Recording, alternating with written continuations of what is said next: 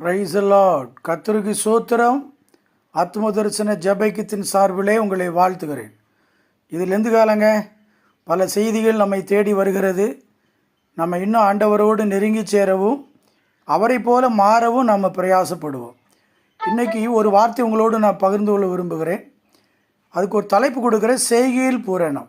2 யோவான் 1:8 உங்கள் செய்கைகளின் பலனை இழந்து போகாமல் பூரண பலனை பெறும்படிக்கு எச்சரிக்கையாயிருங்கள். நம்முடைய வாழ்க்கையில் பலவிதமான செய்கைகள் இருக்கிறது, செயல்கள் இருக்கிறது. நம்ம செயல்படுகிறோம். நம்முடைய செயல்கள் எல்லாம் அது நல்ல செயலாக இருக்கலாம், அல்லது கெட்ட செயலாக இருக்கலாம். ஒன்று கர்த்தர் விரும்புகிற செயலாக இருக்கலாம், அல்லது கர்த்தர் வெறுக்கிற செயலாக இருக்கலாம். ஆனால் நல்ல காரியத்தை நம்ம செய்யணும்னு ஆண்டு விரும்புகிறார். ஏன்னா அவர் வாரார், சீக்கிரமாக வரார். அவனவனுக்கு நான் அளிக்கும் பலன் என்னோடு கூட வருகிறது. அவனவனுடைய கிரியைகளுக்கு தக்கதாக பலன் கொடுக்க வரார்.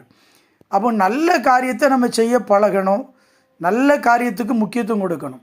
அப்போ நல்ல செய்கையில் நம்ம பூரணப்பட வேண்டுமானால் 3 காரியங்கள் நம்மிடத்தில் காணப்பட வேண்டும்.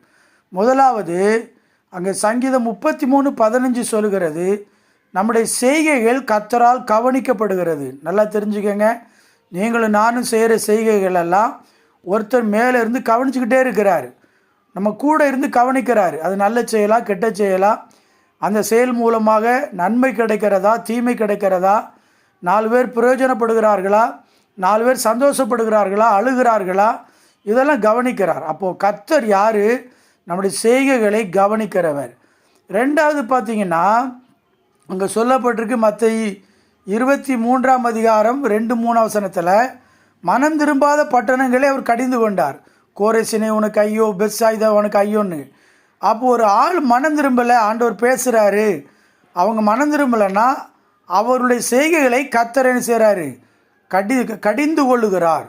மனம் திரும்பாத பட்டணத்தை கடிந்து கொள்ளுகிறார். 3 பார்த்தீங்கன்னா, அவர் நம்ம செய்கைகளை மறக்க மாட்டாராம். ஆமோஸ் 8:7 சொல்லுகிறது, அவர் நமது செய்கைகளை மறக்க மாட்டார் என்று சொல்லப்பட்டிருக்கிறது. நமக்கு தெரியும், இயேசு கிறிஸ்து வாழ்ந்த பொழுது அந்த பாவியான ஸ்திரீ பரிமள அபிஷேகம் பண்ணும்போது சீசர் எல்லாரும் அதை பார்த்து கோபப்பட்டார்கள். ஆனால் ஆண்டவர் சொன்னார், அவளை தொந்தரவு பண்ணாதீங்க, விட்டு விடுங்க. அவள் என்னிடத்து நற்கிரியை செய்திருக்கிறாள், நான் மரிப்பதற்கு ஏதுவாக இந்த நற்கிரி செஞ்சிருக்கிறாள். எங்கெல்லாம் இந்த சுவிசேஷம் சொல்லப்படும் அங்கெல்லாம் அவள் செய்ததும் மறக்காமல் அது நினைவு கூறப்படும், அது சொல்லப்படும் என்று சொன்னார். அன்பானவர்களே, நம்முடைய வாழ்க்கையில் நம்முடைய செய்கை எப்படி இருக்கிறது? அந்த செய்கையில் பூரணம் உண்டா? செய்கையில் நல்ல காரியத்தை